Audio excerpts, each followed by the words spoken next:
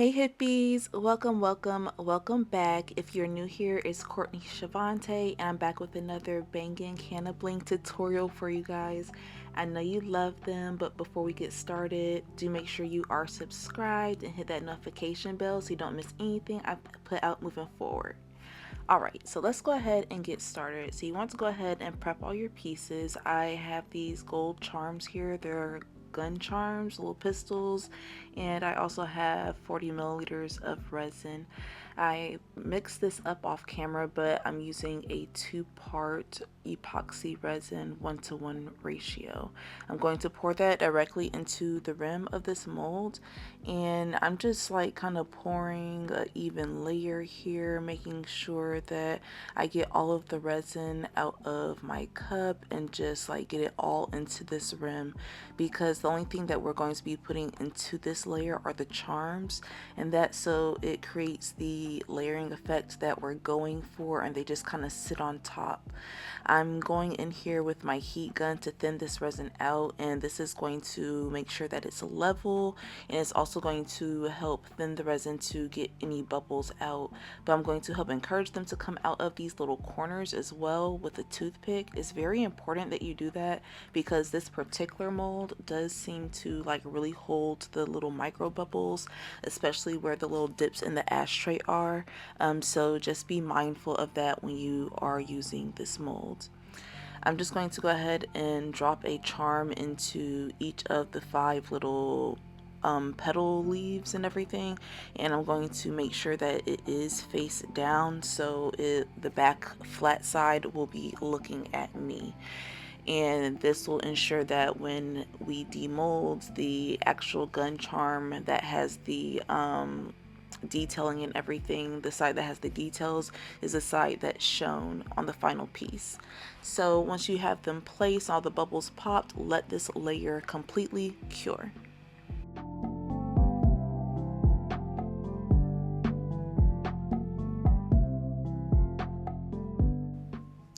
Alright, so you want to go ahead and whip up another 40 milliliters of resin, and we're going to add about a half of that into our rim here. You want to create a nice little thin layer, so that way when we come in with our crystals that we have off to the side here, we have like a nice little even spacing. So thin this out with the heat gun to help encourage this to like even out as well. It's also going to help release any bubbles that have gotten trapped or anything like that. So I have some obsidian. It's just some tumbled obsidian. I will have it linked below from where I received it from. I got it off of Amazon, so that way you can check it out too. And I'm just adding a nice little layer of these. You don't need too many. I didn't use a whole lot, and I'm just adding them like directly into this resin, trying to fill any gaps and not have too much space between them, but still enough so that each individual crystal is like kind of visible. Next, I'm coming in here using the same mixing stick that I was using for my resin. I'm kind of manipulating the stones a bit, just so that way I can continue making sure that these crystals are kind of spaced about in a way that look appealing to me and everything. So just do what kind of looks attractive to the eye. I'm not too focused on the spaces that are directly behind the gun charms, because that's kind of blocking. Add in the remaining resin, and again, if you need to get in there with that heat gun, please do so to thin that out. And then you're just going to let this cure just like we did with our last layer.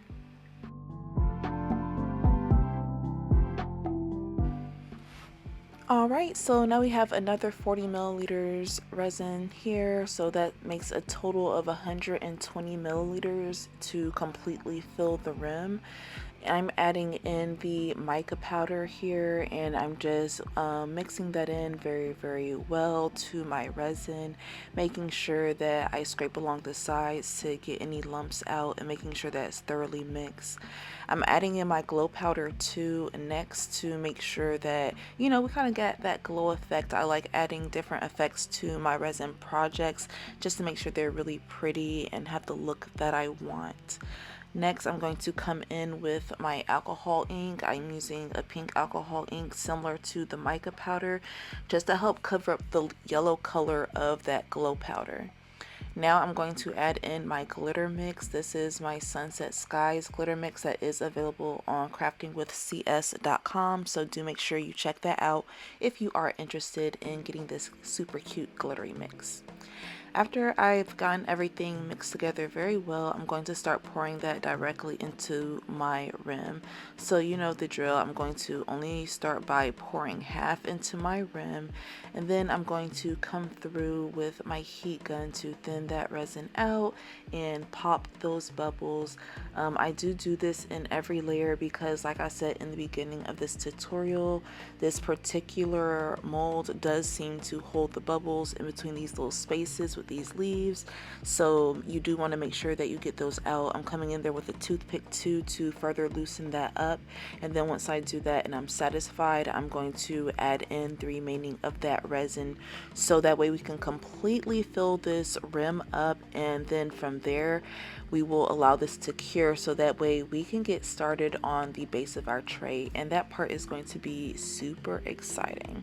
But yeah, before we do that, just make sure you allow this to completely cure and scrape out all that resin. Remember, no resin left behind. This stuff is expensive, okay?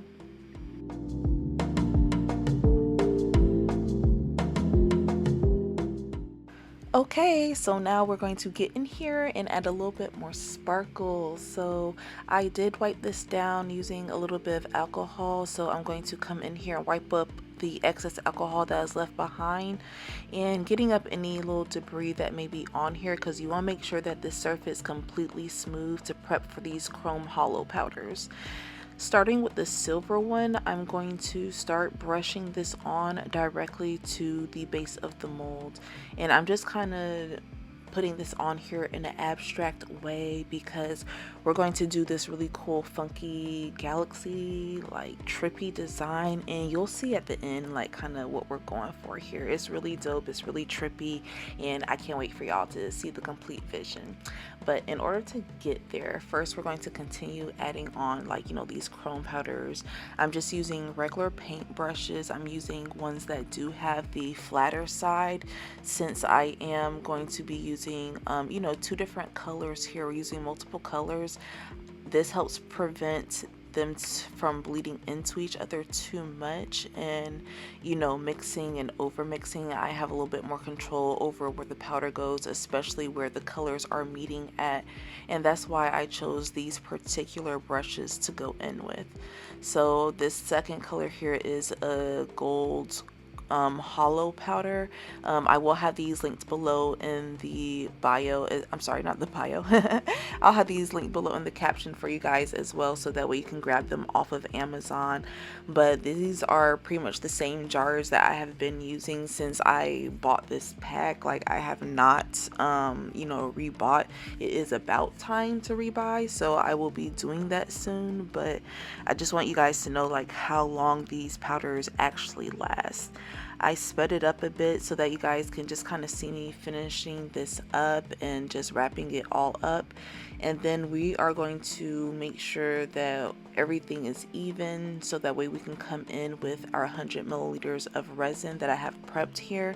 And I added in my mica powder. You do want to make sure that you don't add more than 10% colorants into the resin, because if you do, you may have some issues with curing, and we definitely don't want that after putting in all this work thus far. Like, look at all this that we've done. You don't want to mess that up at the end by putting in too much colorant into your resin. So I'm mixing this in really well, just trying to make sure that these mica powders are distributed as evenly as I can, and I am scraping at the bottom too.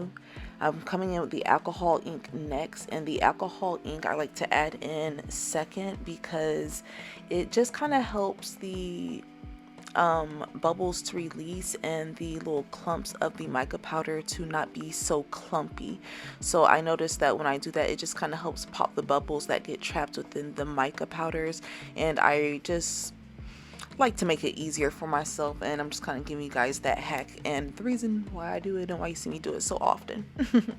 But I'm scraping at the sides here, just trying to make sure that this is mixed up as evenly as possible. With this cup being full, I am taking my time to make sure that it's evenly distributed at the bottom as well. So you're going to start by adding in some of the resin here. You can add in about half or so, and then I'm just going to use my heat gun to even this out, so that way, you guessed it, we can make sure that the bubbles do not get trapped within the little crevices of this mold. So after you do that, you can just go ahead and pour in the remaining resin to go ahead and fill this on up. And you just want to make sure you don't overflow it and pour it in directly, and you don't want to scrape at the bottom base of the mold because those chrome powders are there. Allow this to completely cure. So you should wait your 24 hours to demold. Everything should be nice and cured. So we're going to wiggle this out from our mold by pulling at the edges first, so that way we can kind of release this. This is a deeper, mold and everything, so you do want to be careful and take your time while doing this part, so that way you don't cut your fingers on these sharp edges. And then once you have the sides lifted up, it's pretty easy to go ahead and pop out that center part, and you just want to release everything so that way we can move on to our next step. Get your glitter mix. I'm using the same one that I used in the rim. This is again the Sunset Skies, and it is available on my website craftingwithcs.com, so make sure you do check that out and also sign up for my newsletter. Pouring that directly into the little cap here, I'm going to mix in some varnish here, this Duraclear varnish, and I'm mixing it up using my paintbrush, and I'm just going to make sure that I have it at a nice consistency so I can basically paint this glitter directly onto the surface of this base of the ashtray. And I'm going to add enough glitter so that way it's very pretty and it's really sparkly, but I still want the gold and the silver hollow powders that I use on the backing to be visible. So I'm speeding up this video here so that way we can just go ahead, because it's very repetitive.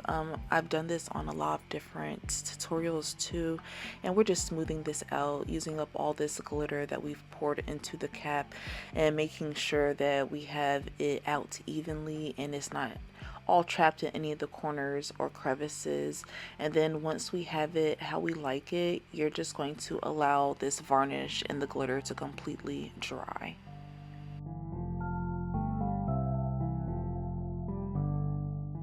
Alright, so let's have a little bit of fun here. I've got these googly eyes from the Dollar Tree. I'm sure they have them on Amazon, and I'll find an Amazon link for you too, so that way you can check those out. And I'm setting some here on this tray so that way I have them in the sizes. It came in 3 different sizes, and I'm just going to use my Mod Podge here to kind of glue these on to the base of this ashtray. And I'm going to add them on in a pattern, and as you're going to see here, and making sure that the sides are symmetrical. But I'm just putting the Mod Podge directly onto the back of the googly eye using a little mix stick, like a little popsicle stick that I'm always using, and I'm just putting it directly onto that glitter layer here. And it's just going to add like just this little trippy effect here. I was really just kind of having some fun with this, and I really like how it turned out and stuff. And I've been having more fun with my resin crafting and just kind of doing what I'm inspired by versus trying to do what's so trendy all the time. Although I will participate in the trends from time to time if they appease me, but I'm really just trying to do my own thing over here, and I haven't seen anyone do anything like this. Like, this is directly from my mind and everything, and just the deep depths of my mind. I'm just trying to bring you guys in a little bit further, hippies. So I hope that like you really like this, but We're just going to let these googly eyes completely dry so that way we can dome this, but let this dry first. Okay, so our googly eyes are completely dried and I prepped 30 milliliters of resin, but I'm gonna keep it real with y'all. 40 would have been better, but 30 did still do the job. So I'm adding about half of that resin onto the base of this tray, and I'm coming in here with the mix stick to push the resin around and get in between the little cracks and stuff, just to make sure that the resin is evened out. Also get in there with a heat gun just to thin that out to help release any bubbles, and also just make sure you have it in all those nooks and crannies. Pour in the remaining resin, scrape at the cup to make sure you get it all out, and you want to just basically submerge all the little eyes and make sure that they are completely covered. If you do have any droplets or anything like that kind of go off to the side, use some alcohol to clean that up, and then let this doming layer to completely cure. Now that I've gotten everything cured, I'm going to smooth out the edges using my sanding block. I also got this sanding block from the Dollar Tree, but I will link one from Amazon below so that way you guys can reference one. This one is like a fine to medium grit, and I'm just coming through and making sure that I'm sanding down all those sharp edges so it doesn't scrape any fingers or furniture or any little baby hands or anything like that. After you clean off the excess dust from the resin, you're going to place some rubber bumpers on all the little tips and one on the bottom so that way it's secure when it is placed and it doesn't slip and slide. Alright hippies, here is our glow show. As you can see, this glow is super vibrant. I don't have like any light on my phone or in this room. When I was recording this, I went in the bathroom and closed the door, and there are no windows, so the glow is strong and I'm loving it. Don't you? And ta-da! This is what it looks like in direct sunlight. It is so gorgeous. Like, I am loving how it turned out. The vision really came to life regarding this ashtray, and I really just trusted the process as I was going through with it, because as I started adding the chrome powders, I started wondering if I was doing too much, but it's perfect if you ask me. But this is how it looks up close. I love how this glitter mix really is on here. It's really adding into that trippy galaxy effect with these like little star glitters that are in here. I love how the obsidian looks on the border of the rim. This is how it looks from the side so that you can check out the layers. And I always love how a layered ashtray looks from the side, because I think it just adds more dimension and just even more to look at. This is how the bottom looks. It does have a mirror finish because the black is opaque, so you can see my hand and everything, but in direct sunlight you can see the pattern of the mica powders, giving it that like trippy look on the back as well. If you're rocking with this ashtray, make sure you do leave me a like and a comment. You know, I love hearing from you hippies, and I appreciate your support so much. Like, I really can't tell you how much. And thanks again for watching this video all the way through. If you did, leave some purple emojis, and mwah, I'll catch you next time. XO.